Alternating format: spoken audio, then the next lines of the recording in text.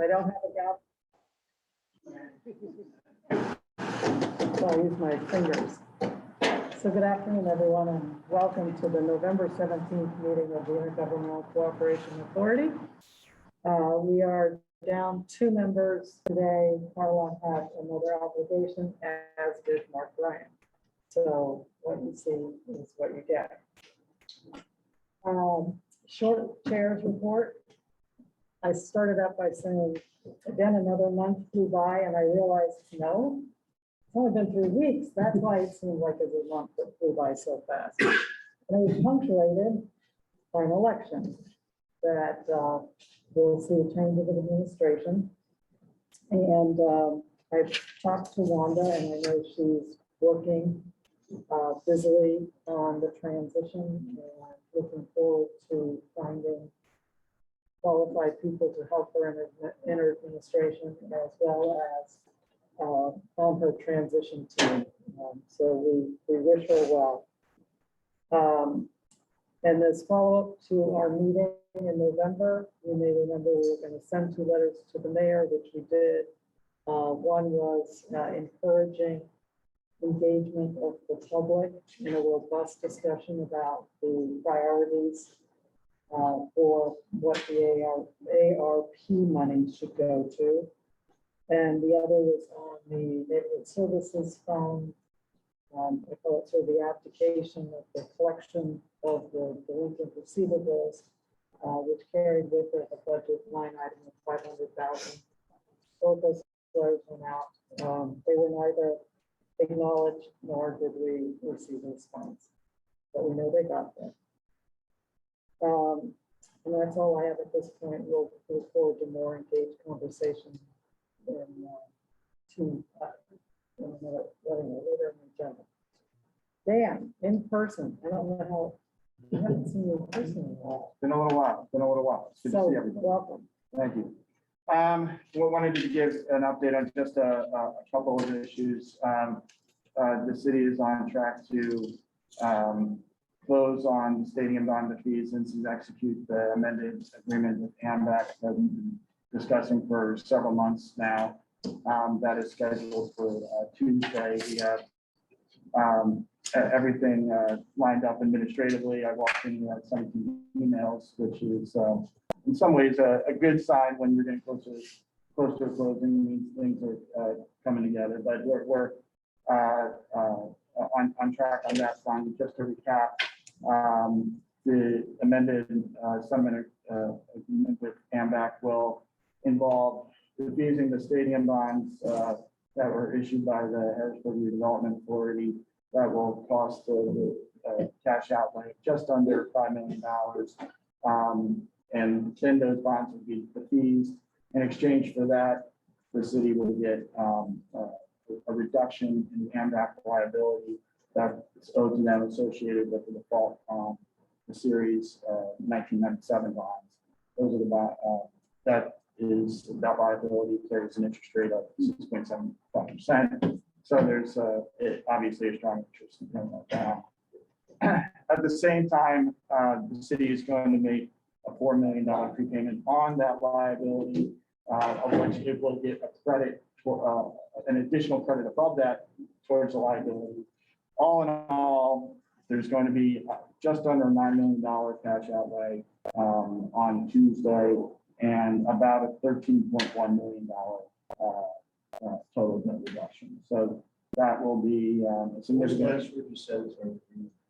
$13.1 million total debt reduction, including the interest on the stadium bonds, which will be a major accomplishment. The city's been working at this for a long time. It was a recommendation in the Act 47 reports back several years ago. So it was frankly a longer process than I ever thought it would be, but knock on wood on Tuesday. Other matters, the city is obviously in the middle of a transition, not just with administrations, but with a lot of personnel. There's been a significant amount of staff turnover. Before the meeting started, we were just chatting a little bit about the status of the audit, and I believe it's on track to be completed by the end of the year. Then I bit my tongue a little bit because, there are simply fewer bodies in the city just to, get day-to-day business done. So I know the folks that are working on it are dedicated and they're, running 100 miles an hour, but I don't want to put them on a hook for a deadline that frankly, I don't have to back up they do. So, but I believe it's approaching completion. Another matter of the 2022 budget, there's essentially going to be a placeholder budget until the new administration takes over next year. The city will pass the appropriate tax ordinances that are required by law, but the 2021 budget will continue into 2022, which I believe is what happened the last time there was an administration change. So the new administration will have the opportunity to reopen the budget in January and make its priorities. So that's my update. I'm happy to answer any questions.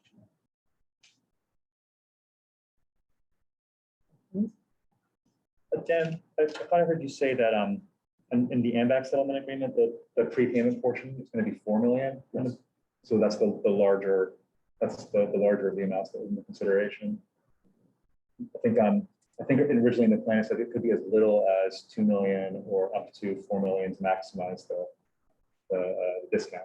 It was, well, what was originally passed in the 2021 budget was $2 million because there was concern about committing so much cash in the middle of COVID and where the city's cash position was going to be. Although there was always the hope that you'd be able to maximize the benefit of that agreement, obviously. The city is, we're in November and in position to do the full $4 million. And back in October, there was a budget reallocation to maximize that benefit. So the city will get as much out of this discount as possible. Super. Yeah, a little bit of a softball question, more just to emphasize that point. I think it's a great news and great development. I think you personally probably worked on that, put that deal together more than once. Interrupted by a couple global events, but so you maybe helped solve the city's debt burden more than once. And hopefully we'll have some results before the end of the year to show for it. So thanks for your hard work on that. Thanks for saying that. And that leaves about 19 million in debt. A little bit more than 19 million on the AMBAC liability after the $4 million prepayment and everything is settled down, I should say. I think 19.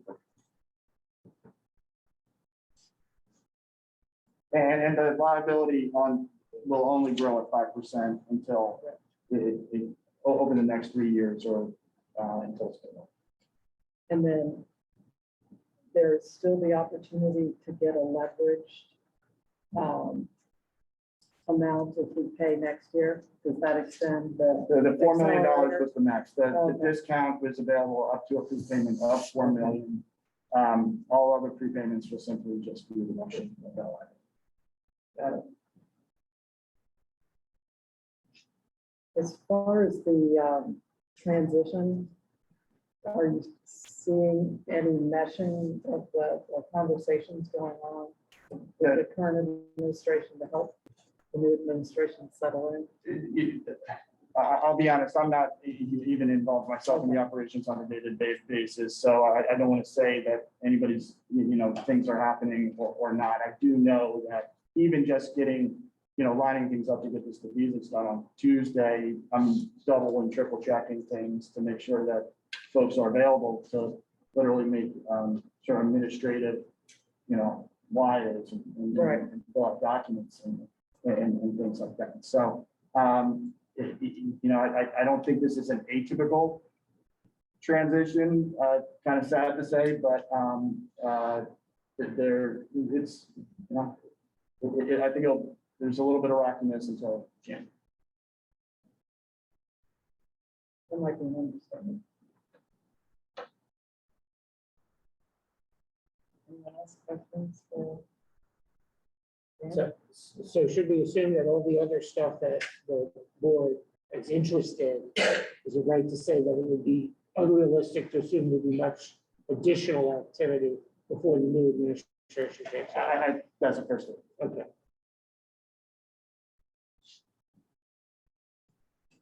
All right then. Thank you, Dan. You're sticking with us to the end of the year. That's great. Well, I think that the mayor plans on removing me as a designee after this meeting. So this is probably my last meeting as well. So, I probably won't be at the December. Well, But that's our Christmas meeting. Yes, right.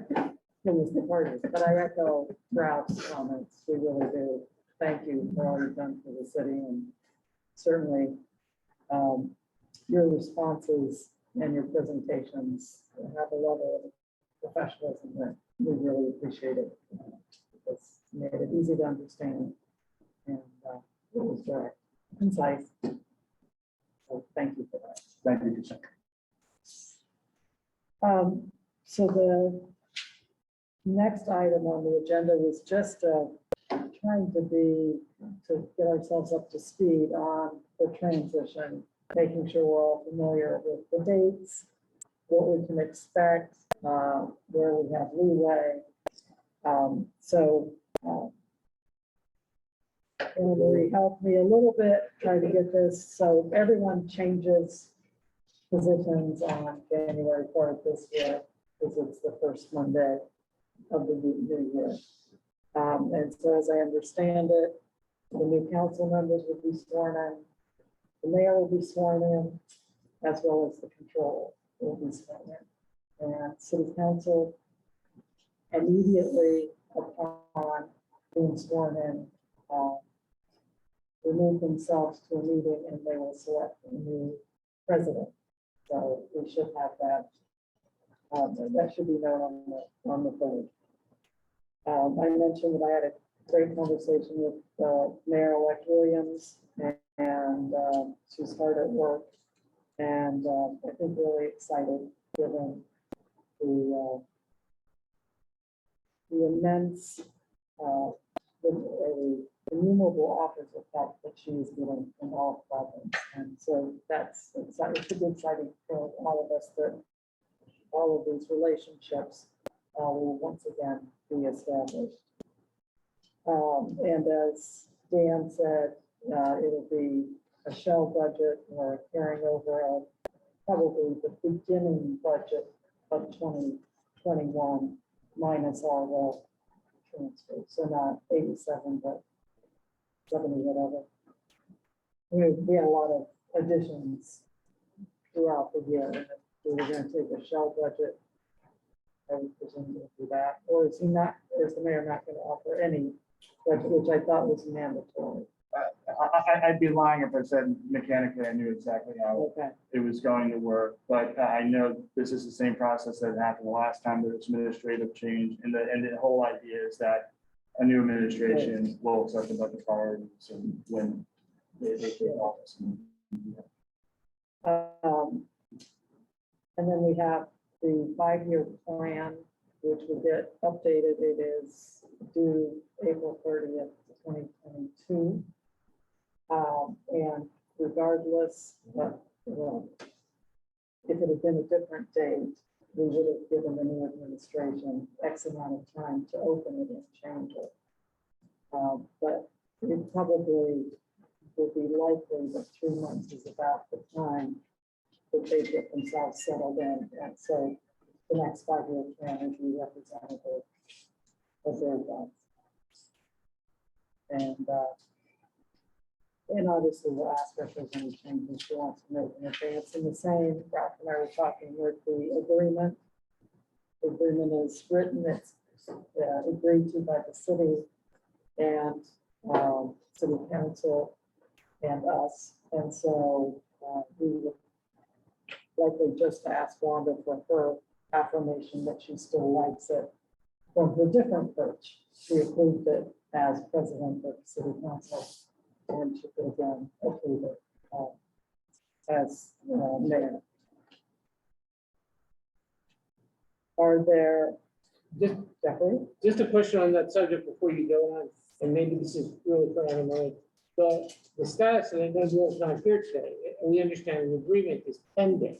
was Right. approved by the mayor, was approved by city council, was approved by this board, and it's pending a number of things that have to happen in the court. Right. So in theory, as it stands right now, subject to Mayor-elect Williams' desire to potentially change it, if the court says we're good, then it's gonna be done. done.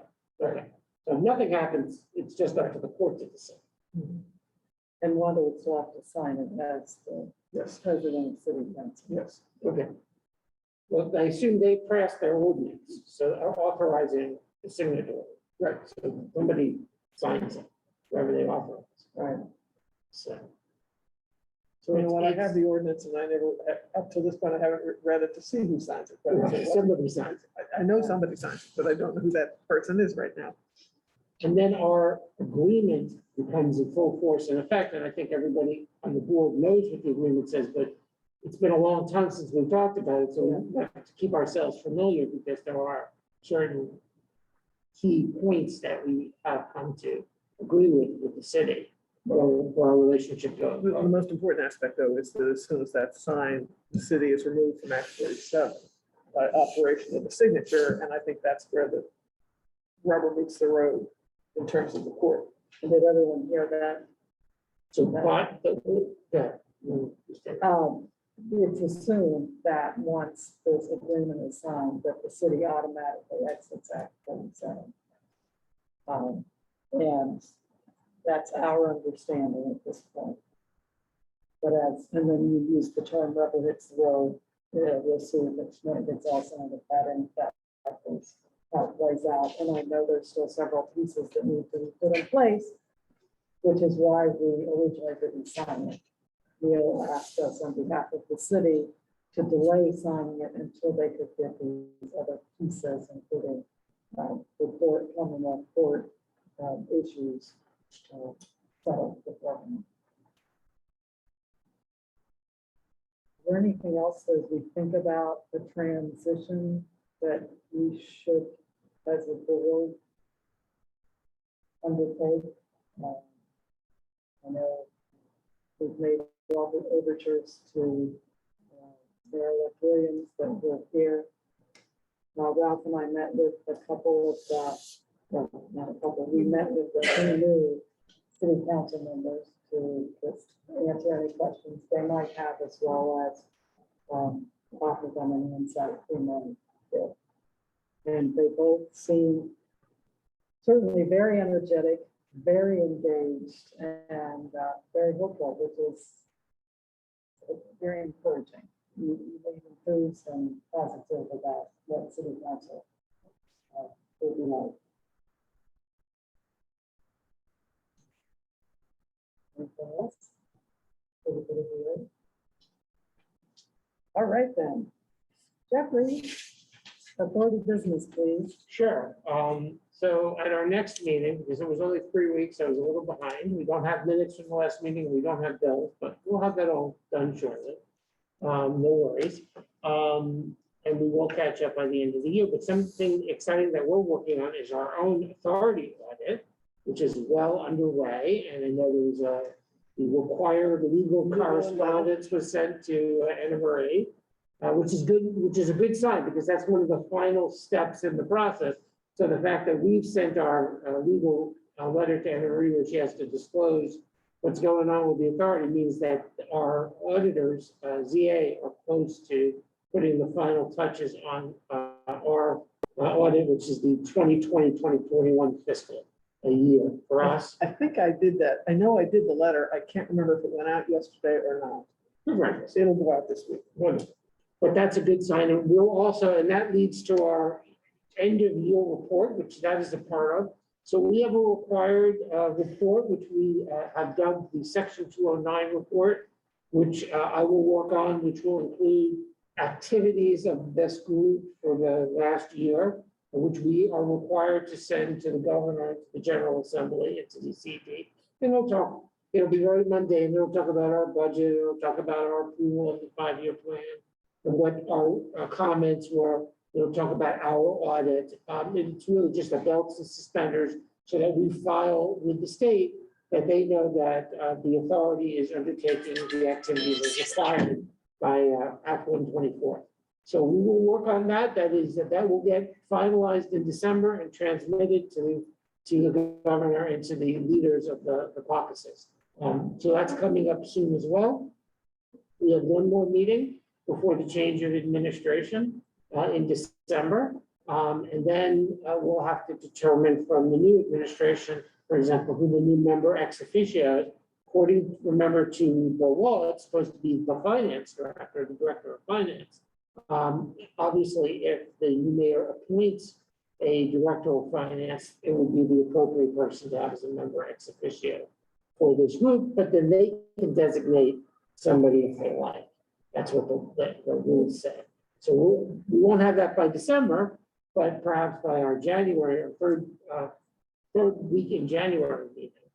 Right, they get that right, fourth, I don't get my thirds and fourths mixed up. The fourth Wednesday in January, we will have our city representative and be well on our way to our 2022 activities.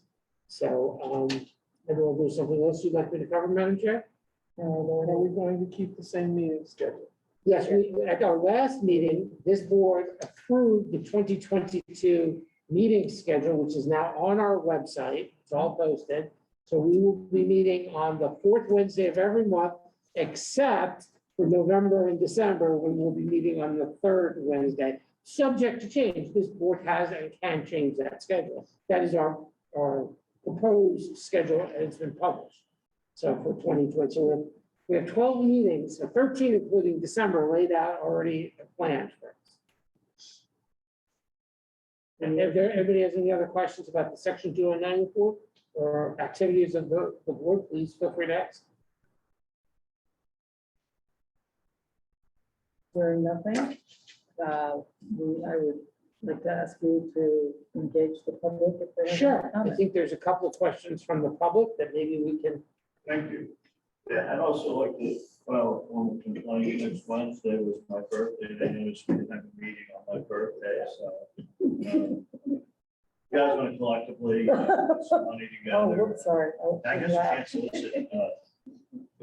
Probably yet another reason why I didn't get elected. So I guess as we're coming to the end of this term, there were, based on what we were charting, responses to the audit of 5-year plan that you submitted, that you got responses that were not complete and you were still following up on. So my question is, I have a concern that those questions simply atrophy going to the next administration. Will they be closed out or are they just open-ended items?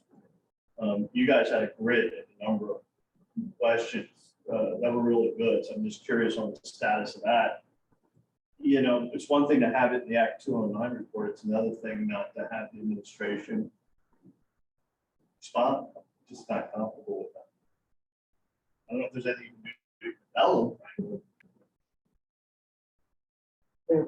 There's nothing. We've tried to remind and ask, and certainly Mayor-elect Williams has been copied on all of those correspondence. So she would be well aware of what concerns we might have.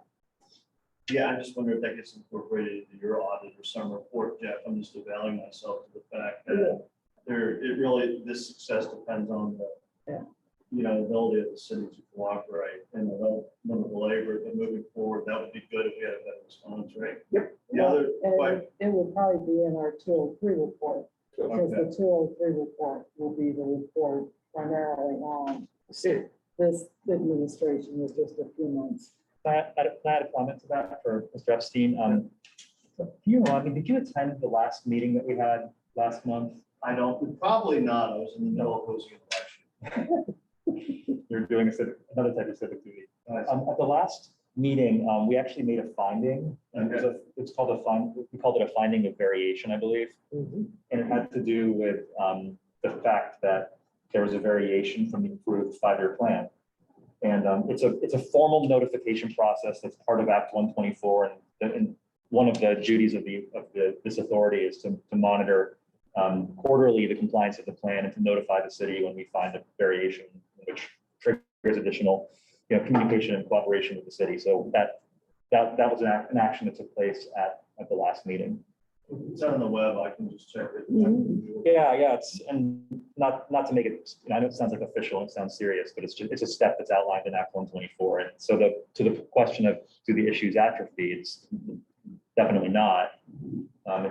It's still important for the city, obviously, to have a balanced budget in all of its major funds. And that particular fund has definitely been a point of focus for all of us. I think you identified the reasons why. Sure. Look, not to belabor the point, but is this something ZNA would also cover? All right, it's outside of the audit. So then, And there's a second item on there too, Oh, which is the, there's a requirement for the city to establish an OPEB trust fund, and the city has taken steps to do so. And that's another thing that it's been part of the Harrisburg Strong Plan initially, and the receiver and then the coordinator. And actually Act 124 now does hand that off to the ICA when the city exits Act 47 to ensure that the city's plan does include the establishment of that OPEB trust fund. And the city has taken steps, and I think everybody from top to bottom wishes those steps were 100% accomplished and it was in place, but it's not yet. And that certainly won't atrophy. That will be another issue that will, sounds like if it's not going to be accomplished by the end of this year, it will certainly be carried over as a to-do list item for the next administration. Ralph, I have you, then the third subset of that would be the findings on the percentage in terms of collection. Was not good. The last time I heard, we were in the 70s. That was clearly far south from where we're projecting. By the end of the year, do we know where we're going to be? That's actually part of the first point that you made about and had to do with the finding of variation. Right. And from what we could tell, we actually requested and didn't actually get the actual detail on collections. So we're not sure what that is, but it looks to be at face value the same as it was a year ago, 2 years ago. So it appears that it's holding steady. So it would be above 75, probably. I think it was 85 from memory. I think it was 85% was the rate for the city of collections at the time. And I then, never thought when I reached the age of 62, I'd be interested in percentage. yeah. Things picked up, who knows?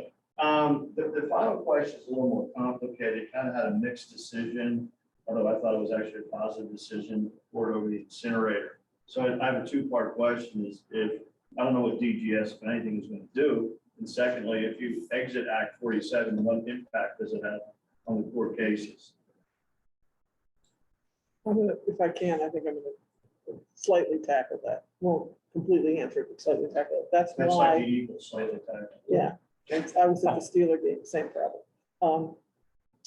That's why there has been a hold on the signature on the agreement, Okay, because by operation of law, to sign that automatically removes the city from Act 47, and yet the existence of Act 47, the involvement of Act 47 and the strong plan and all those other, I'm gonna call them tentacles, might be the wrong word, but we'll use it, is important for various aspects of matters that still remain in court.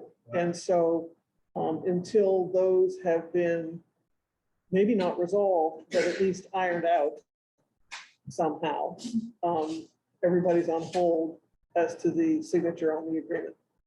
so is it fair to say that you want to preserve the ability to have standing after you exit? Yes, Okay, all right. Now, I mean, it would seem to make sense because this was like a biblical finding. I mean, it was a wonderful, I mean, it was a well-written opinion. I read It it. is, but Yeah, you know, I've got ADHD or whatever that. yeah, anti-law stuff. I But, get it. you know, I guess the thing was that was complicated, it looked favorable, and it would be a shame to have that not be viable based on what happened. The existence of our, help me, coordinator, I never remember the right word. The existence of the coordinator is critical under that opinion, because the coordinator is the sole remaining person in entity withstanding. So that, if I understood, the city and the governor were separated out. Yes, and but the coordinator remains. And then the coordinator's over there. Coordinator. Yeah, I just need to know where your knowledge is. So that's the critical piece. And by the way, I think they call it a holiday party, not Christmas to Hanukkah worshipers. So nothing. Every other holiday. I'm joking. It's not ecumenical. But it does raise an interesting question, which I know this is not other business, but if I can, if the chair would recognize me just for a moment. In the usual process of things we've done in years past, when the mayor creates the budget for the following fiscal year, as you recall, someone, generally the business administrator, would make a presentation to this body of the plan for next year. Now, obviously, that's not, we have no expectation that's going to happen this year because of the transition. But when the new mayor makes a new proposal for next year, it would be nice if in the course of action, the new mayor's administration made a similar presentation of the revised, we'll call it the revised 2022 budget that the new administration is presenting to this body in January when that information is available, because obviously the agreement states specifically that budgets are something that you should all have the ability to review and understand, not that you have a vote between the mayor and the city council, but you should have a preview of what the proposal is and have input into what you believe the effect will be on the 5-year plan and the finances of the city. And That's to that specified in point, our the agreement, timeline is very tight. very tight, Yeah, because it's February. It has to be passed by February 15th. right? So I'm not sure that, It has to be introduced in January, passed by February 15th. so that might line up for our January meeting, but it's something to keep in mind that it would be appropriate, if not required by the agreement and the act, for the new administration to give you an opportunity to see that budget whenever it's prepared. So just something to keep in mind. Back to the public comment. Back to the public comment. Do we have other public comment? Do we have other citizens? No? Would the state like to say anything? We'd love to have you here. Thank you. The only thing I would offer, just, we already know the status report regarding the implementation of the Harrisburg Strong Recovery Plan was filed, the quarter one, the third quarter report was filed October 27th.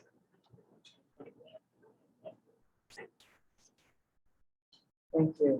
Yes, and it is on the website. Yes, it is. So, hearing no other comment, is there in a position to adjourn the meeting? Can I have a motion to adjourn? So moved. Second. All those in favor? Aye. We're finished. 11/12 of the year, we're done. Thank you, everyone.